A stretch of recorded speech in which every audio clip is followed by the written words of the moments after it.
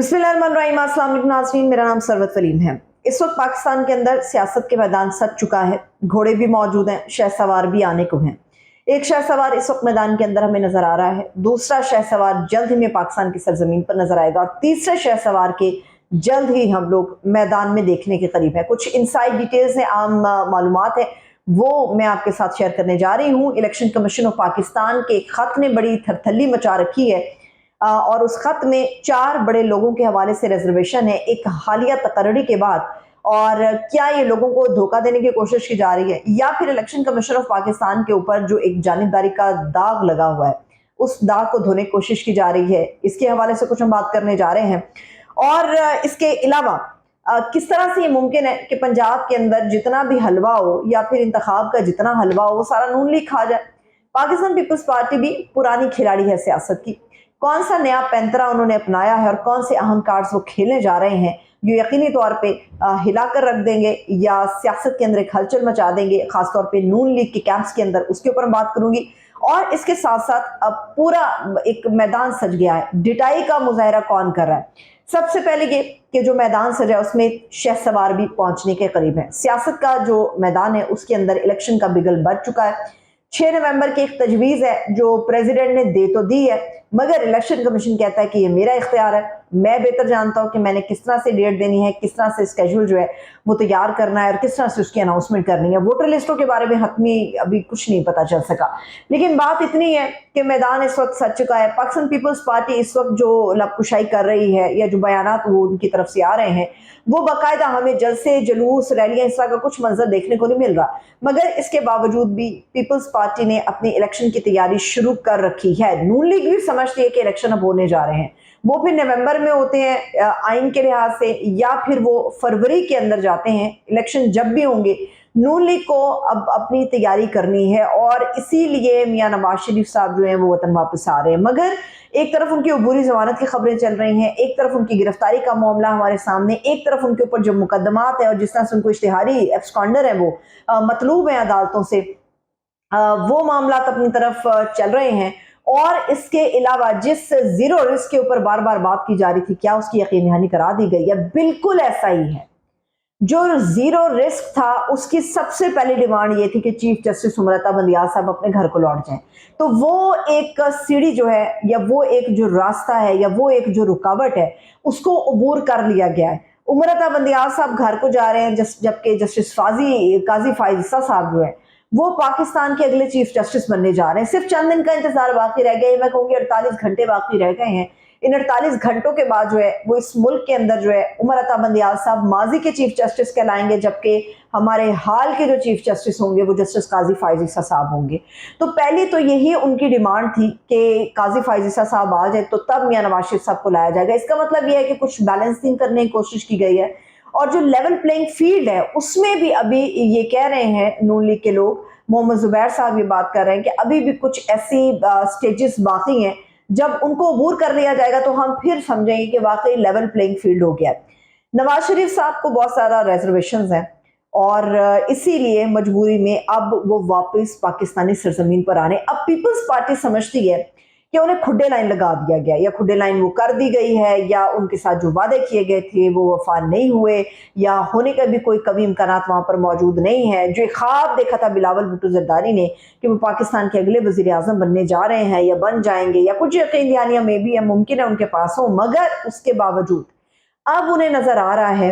कि peoples party के लिए रास्ता तंग है, घेरा भी तंग कर दिया गया है, जाल जो है उनके ऊपर फेंक दिया गया है। बड़े बड़े नामवर लोग हैं जो इस वक्त छुप गए हैं, बड़े नामवर लोग हैं जो पाकिस्तान से बाहर जाना चाहते हैं मगर उनके नाम ECL के ऊपर है। और एक वो जो कहते हैं ना कि कड़ी नज़र, वो कड़ी नज़र इस वक्त पीपल्स पार्टी के ऊपर डाल दी गई है। अब उनके बचाव का रास्ता नज़र नहीं आता, मगर ये मुमकिन नहीं है कि पाकिस्तान पीपल्स पार्टी जो कई दहाइयों से पाकिस्तान की सियासत कर रही है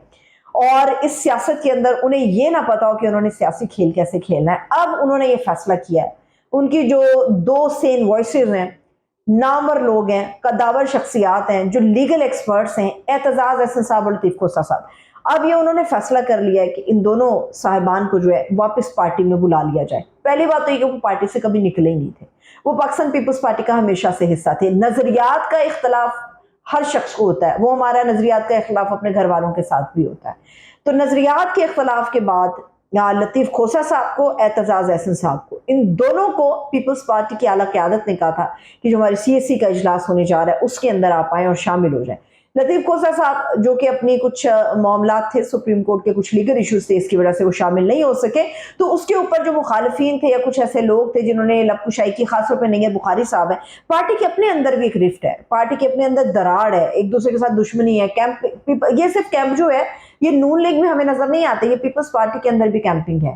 ایک دوسرے کے مخالفین جو ہے نا اندر ایک پارٹی کے اندر بھی موجود ہے۔ نیر بخاری صاحب نے کہا ہے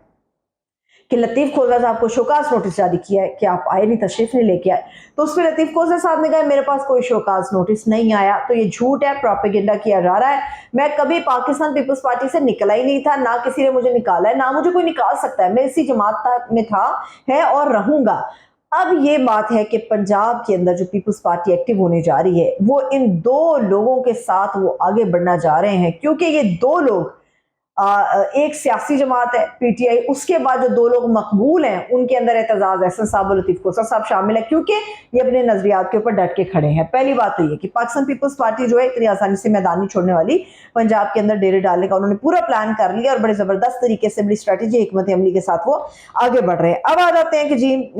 نومبر کے مہینے کے اوپر، نومبر کے مہینے میں ایک بہت بڑی خبر آنے والی ہے، اور وہ خبر شاید جتنی بھی سیاسی جماعتیں اس وقت باہر ہمیں نظر آ رہی ہیں ان کے دلوں پر مونگ ڈلنے کے مطابق ہوگی، مگر کسی کے لیے بہت بڑا ریلیف نومبر میں ممکن ہے کہ ہو جائے، اور اس کے قوی امکانات بھی ہیں، اطلاعات بھی کچھ اس قسم کی ہیں کہ جس طرح سے چیزوں کو ڈیل کیا جا رہا ہے، جس طرح سے معاملات کو لے کے آگے بڑھا جا رہا ہے، جس طرح سے یہ کوشش کی جا رہی ہے کہ پاکستان کے اندر اسٹیبلٹی ہو اور پولیٹیکلی ہو، اس کے حوالے سے بہت ساری ایسی چیزیں ہیں کہ نومبر صرف 6 نومبر امپورٹنٹ نہیں ہے، نومبر کا مہینہ ویسے بھی بڑا امپورٹنٹ ہے۔ اکتوبر میں نواز شریف صاحب آ رہے ہیں، مگر نومبر خالی نہیں جائے گا، ایک شہسوار جو ہے وہ نومبر میں بھی ہمیں میدان میں کھڑا ہوتا ہوا نظر آئے گا۔ اور اس کے علاوہ جو چیف الیکشن کمشنر کی طرف سے ایک خط ترتیب دیا گیا ہے اور اس وقت کیبنٹ کو بھیجا گیا ہے، ایک عام تقرری ہوئی ہے، اور ایک اہم شخصیت کو جو ہے وہ وزیر لگایا گیا ہے نیچکاری کا، غالباً کبھی امکان ہے نیچکاری کا لگائیں گے، ابھی اوتھ ٹیکنگ سرمنی ان کی ہونا باقی ہے۔ تو اس میں ایک خط ہے جو تحریر کیا گیا ہے، اور تحریر کر کے جو اس وقت سیٹ اپ ہے پاکستان کے اندر، ان کو بتایا گیا ہے کہ آپ یہ جو تقرریاں کر رہے ہیں اس سے ایک ایسا گمان ہوتا ہے کہ شاید کسی خاص مقصد کے لیے تقرریاں ہو رہی ہیں، اور خاص طور پہ وہ لوگ جن کو نامینیٹ کیا جا رہا ہے، جن کو کیبنٹ کا حصہ بنایا جا رہا ہے، ایسے لوگوں کو اوائڈ کیا جائے جس سے تنازع کھڑا ہو۔ میں نے اب آپ کو ذرا یہ اوپن الفاظ میں بتایا، اور یہ الیکشن کمیشن نے کیوں کیا ہے؟ الیکشن کمیشن نے اس لیے کیا ہے کیونکہ ان کے اوپر بڑا جانبداری کا ایک رول پلے کرنے کا الزام لگتا ہے، اور بہت سارے ایسے موقع ہیں جس پہ الیکشن کمیشن ہمیں ایسا رول پلے کرتا ہوا نظر بھی آیا ہے۔ پاکستان پیپلز پارٹی نے، وہ کہتا ہے کہ ناکو چنے چبوانا، اب پاکستان پیپلز پارٹی نے ناکو چنے چبوا دیے، اور انہوں نے نون لیگ کو بھی رگڑ دیا ہے۔ سیاسی جماعتیں کہتی ہیں الیکشن کر دو، چلو جی پیپلز پارٹی کہتی کہ 90 دن میں نہیں، آپ نے جب الیکشن ہے تو تاریخ تو دو کہ الیکشن ہوگا، کب ہوگا۔ اب پیپلز پارٹی کا بھی پریشر بلڈ ہو رہا ہے، پریزیڈنٹ صاحب کا بھی پریشر بلڈ ہو گیا ہے، پبلک کا ایک پریشر بلڈ ہو گیا ہے۔ اب اس میں جو بچنے کا راستہ ہے، جس کو کمپین کے لیے گنجائش چاہیے، وہ ہے نون لیگ۔ اب نون لیگ اپنی گنجائش کے حساب سے معاملات کو ڈیل کر رہی ہے، آگے لے کر جا رہی ہے، اور اس حوالے سے بڑی آوازیں اٹھی ہیں۔ یہ جو مسئلہ اٹھا کہ ایک آدمی، ایک نامور شخصیت کو کیبنٹ کا آپ نے لا کے وزیر بنا دیا، اور موسٹ پروبیبلی کبھی امکان ہے، میں کہوں گی نچکاری کے وہ وزیر ہوں گے، جاتے جاتے بھی سارا جو ہے نا وہ سب کچھ سمیٹ کے اپنی جھولی میں ڈال کے لے کے جانا چاہتا ہے، یہاں پہ کوئی بھی شخص آتا ہے۔ تو ایسی صورت میں جو سخت قسم کا پریشر آیا وہ چیف الیکشن کمشنر کے اوپر آیا اور الیکشن کمیشن کے اوپر آیا، کیونکہ اس وقت ایک نیوٹرل پلیٹ فارم نظر آنا چاہیے تھا، انفارچونیٹلی وہ نظر نہیں آ رہا، اور شاید اپنی فیس سیونگ کے لیے انہوں نے خط لکھا ہے کیئر ٹیکر سیٹ اپ کو کہ جناب ایسی تقرریوں سے اوائڈ کیا جائے۔ امید کرتے ہیں کہ پاکستان کے اندر فضا سازگار نظر آئے گی، اور جتنی بھی سیاسی جماعتیں ہیں جو بھی مینڈیٹ لے کر آئے گی، اور امید کرتے ہیں کہ وہ پاکستان کی بہتری کے لیے کام کرے گی۔ مجھے اجازت ہے، اپنا خیال رکھیں، خدا حافظ۔